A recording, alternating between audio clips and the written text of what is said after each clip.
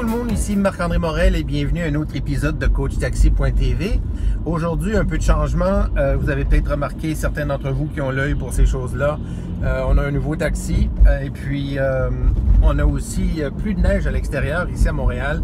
C'est dorénavant le printemps, mais le printemps dans le calendrier, ça ne veut pas dire toujours le printemps sur les routes dans la vraie vie ici au Québec, mais il reste quand même que c'est beaucoup plus sec et beaucoup moins blanc que le dernier épisode de Coach Taxi que nous avons connu il y a déjà un certain moment parce que entre-temps, notre mascotte, Tommy, nous a quittés. Alors, écoutez, je sais qu'il va manquer non seulement plusieurs d'entre nous, dont évidemment moi-même, ma famille, mais aussi certains amis et vous-même. Mais gardons le bon souvenir de ce remarquable être sage et de joie, parce que c'est ce qu'il était. Et puis, on se souvient des bons moments. Et on dit merci, on passe évidemment à le moment présent. Alors justement, par rapport à moment présent, aujourd'hui, notre invité, je crois que vous allez vraiment l'aimer, c'est Christelle Petit-Colin. Christelle a écrit « Je pense trop ». Alors, c'est pour ça qu'elle est ici en ce moment de France, ici au Québec. C'est pour faire la promotion de son livre. Son livre qui se vend énormément, qui est déjà traduit en plusieurs langues.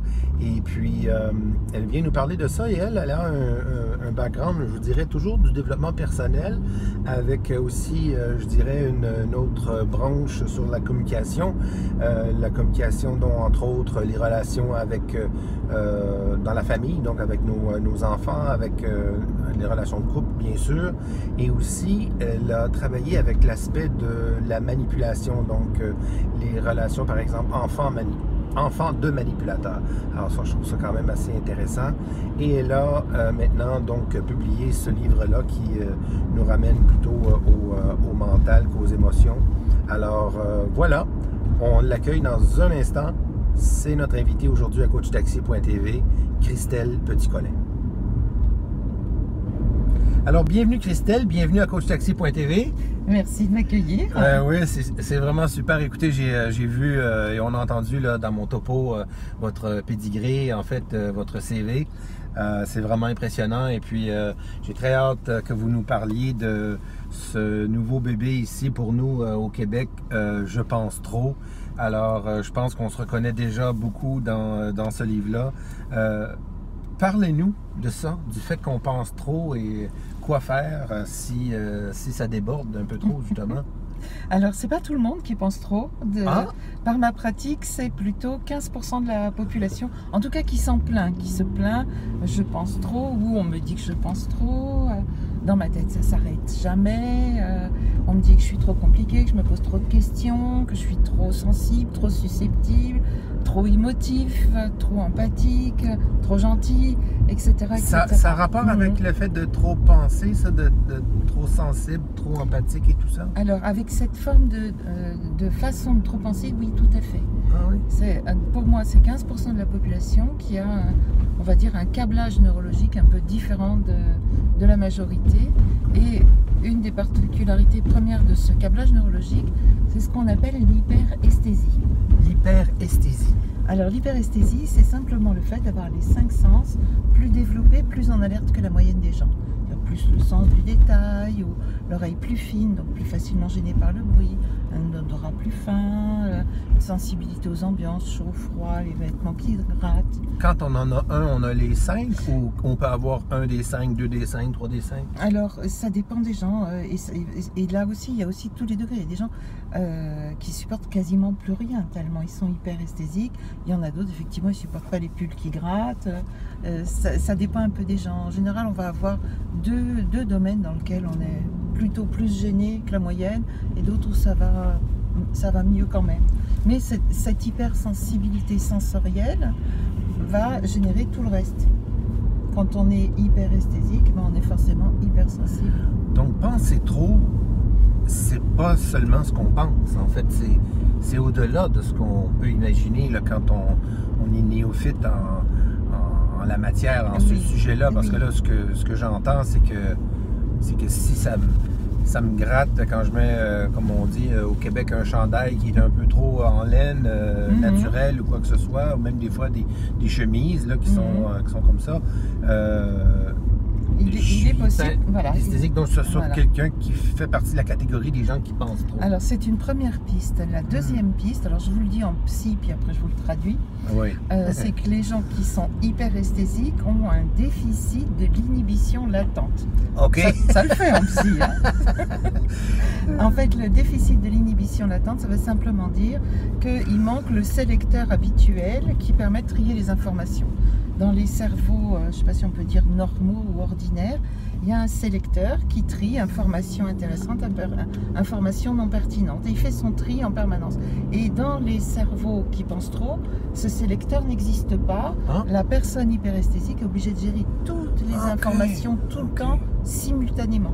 Moi, il y a une expression que j'utilise des fois dans mes conférences et dans mes chroniques. Je dis de pratiquer l'apnée mentale. Ça vient de ma belle-mère, la femme de mon père, qui, elle disait qu'elle faisait ça avec mon père parce que il fallait que, c'est un peu comme si elle fallait qu'elle retienne son souffle mental pour pouvoir passer à travers la journée parce que mon père était vraiment comme désagréable, disons, verbalement. Il faisait toutes sortes de phrases idiotes et tout ça.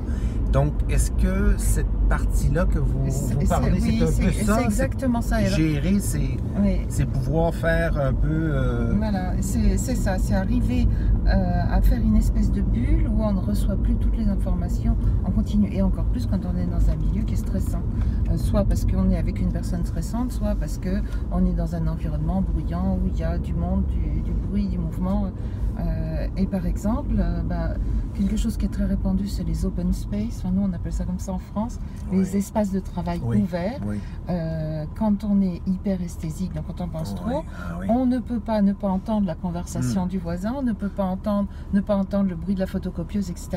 Et c'est donc plus fatigant et plus stressant que pour une personne qui a un système sensoriel plus ordinaire, plus normal, je ne sais pas comment le dire. Mais ça, est-ce que les gestionnaires, les managers le savent, ça? Que non.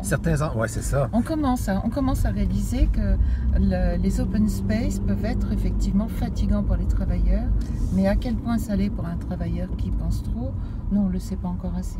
Parce que là, c'est ça qu'il faut le dire beaucoup. C'est la mode. Moi, j'ai un de... Américaine, oui. Ah oui, j'ai un de mes amis qui est chef de IBM Québec. Ça, c'est 1,1 milliard de chiffre d'affaires qu'il gère à lui et son équipe. Et là, ils viennent de le sortir de son bureau fermé pour le mettre comme ça, comme tous les autres travailleurs. Il est avec de ses employés, ses coéquipiers, avec peut-être les cubicules sont à cette hauteur-là quand on est assis. Et puis, c'est comme ça, mais ça va être comme ça jusqu'à temps qu'on trouve le bout de ce modèle-là. Jusqu'à ce qu'on réalise qu'il y a des gens qui ne peuvent absolument pas se concentrer quand quelqu'un parle à côté d'eux. Alors après, effectivement, comme votre belle-mère, il y a des stratégies à mettre en place. Elle appelle ça de l'apnée mentale. On peut dire aussi faire son espèce de bulle, son plexiglas, pour essayer de s'isoler sensoriellement malgré ce bombardement d'informations. Qu'est-ce que vous dites, Christelle, des gens qui de plus en plus, on en voit là, de tous les âges même, assez des personnes plus âgées, là, même que moi et tout ça, là, qui se mettent qui s'isolent finalement. Oui, qui se mettent pas le iPod, mais on dirait je me demande s'ils écoutent vraiment quelque chose. En fait, ils font tout. Puis c'est pas seulement qu'on voit ça, pas seulement dans le métro et quoi que ce soit, là, on voit ça même dans les environnements de travail normaux ou en fait même un café ou quoi que ce soit. Bon, café, c'est peut-être pas le meilleur exemple, mais c'est partout, et toute génération confondue, on remarque... a besoin de se créer une bulle dans laquelle... Mais vous pensez quoi de ça? Est-ce que ça surstimule justement le cerveau à ce moment-là? Je pense qu'il y a les deux, on peut avoir les deux extrêmes inverses. À savoir que, effectivement, pour les gens qui pensent trop, qui sont hyperesthésiques, une façon de s'isoler dans sa bulle, et pour les gens qui sont peut-être plus vides, parce que nos relations sont de plus en plus vides aujourd'hui, une façon de se surstimuler. Je pense qu'on a les deux mouvements Ça peut provoquer les deux. Là, voilà, ça va dans avec le le même sens comme dans l'autre. résultat. Oui. Avec Dépendant de qu'est-ce qu'on est. Mhm. Alors, vous nous recommandez quoi, avec le temps qui nous reste, là, sur les pistes pour essayer d'être le plus sain possible et le plus performant possible dans nos vies? Alors, pour les gens qui pensent trop, s'entendent, hein, c'est Oh, ça? ouais, parce que c'est le Voilà. sujet, mais Alors, j'ai l'impression qu'on fait quand parce même que beaucoup partie de ça. Le plus important quand on est quelqu'un qui pense trop, c'est d'apprendre à connaître son cerveau. Parce que l'hyperesthésie, c'est la base, mais il y a une autre base neurologique qui est la pensée complexe. Là, on peut considérer qu'à peu près 85% des gens ont une pensée séquentielle et linéaire.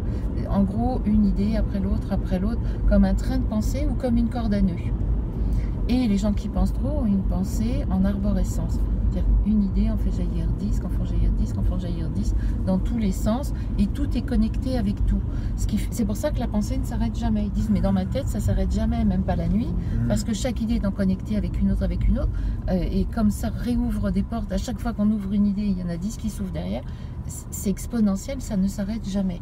Donc apprendre à connaître ce cerveau et son fonctionnement, finalement prendre du recul et se regarder penser, pour pouvoir aussi choisir ses idées, parce que les gens qui pensent trop, ils peuvent partir dans des arborescences très positives, puis brusquement ils bifurquent et pouf, ils tombent dans une arborescence négative. C'est pour ça qu'on les étiquette souvent bipolaires, parce qu'ils peuvent passer du rire aux larmes en fonction de leur cheminement dans leurs arborescences.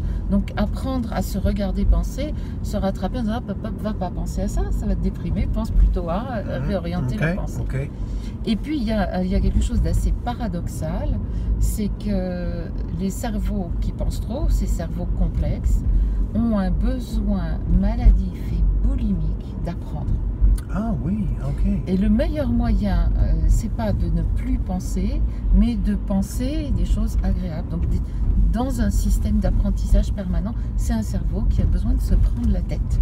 Donc de lire, d'aller peut-être sur YouTube. Reprendre des études, apprendre une langue étrangère, ou se passionner pour n'importe quel sujet, l'histoire, l'égyptologie. Du moment que le cerveau a mangé, il est heureux. Alors, j'ai même un scoop à vous donner, parce que maintenant j'ai assez de recul avec les lecteurs que j'ai de ce livre. Quand quelqu'un qui pense trop se prend la tête sur un sujet qui a le niveau de complexité qui correspond à son cerveau, il peut avoir des orgasmes mentaux. Une jouissance aiguë à sentir ce cerveau qui mouline à plein régime, et donc on peut être heureux avec un cerveau comme ça en lui donnant à manger correctement. Oh, que c'est bien dit ça. Moi, c'est bien dit ça. Un orgasme mental. Je vous assure, ça m'a été confirmé par mes lecteurs. Vous allez avoir beaucoup de succès au Québec sur les plateaux de télévision et tout ça. Donc, on vous suit sur Facebook. Vous êtes active sur Facebook, on me dit? Oui, je suis une Facebook addict. Parce qu'en fait, ce sont surtout mes lecteurs de Je pense trop, qui est paru aussi dans d'autres pays. Donc, j'ai un peu de recul. Ce sont mes lecteurs de Je pense trop qui font le gros de ma communauté d'amis Facebook.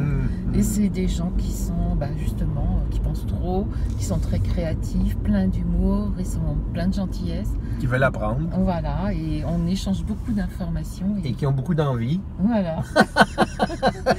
et donc oui, je suis très active sur Facebook, j'y prends beaucoup de plaisir. C'est Christelle, comment vous écrivez Christelle? Alors Christelle, C-H-R-I-S-T-E-L. T-E-L, donc avec un H et T-E-L.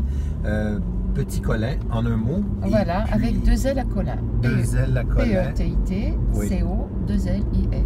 Alors, on vous trouve comme ça, de toute façon, dans le générique de début et de fin. Et on va voir votre nom. Il suffit de taper dans un moteur de recherche, normalement, on retrouve assez facilement. Même avec une orthographe approximative. Quelque chose qu'on aurait oublié? Est-ce qu'on a oublié quelque chose? De dire aux gens qui pensent trop, qui sont très bien comme ça, qu'ils n'ont pas à changer. Ils n'ont pas à changer, ils ont juste à apprendre à connaître et à utiliser ce qu'ils sont. Merci beaucoup, Christelle. Avec plaisir. Merci de m'avoir invité. Je vous en prie. À faire cette balade dans Montréal. C'était aussi très agréable. On joint l'agréable à l'agréable, comme ça. Ça c'est bien dit, merci. Ciao.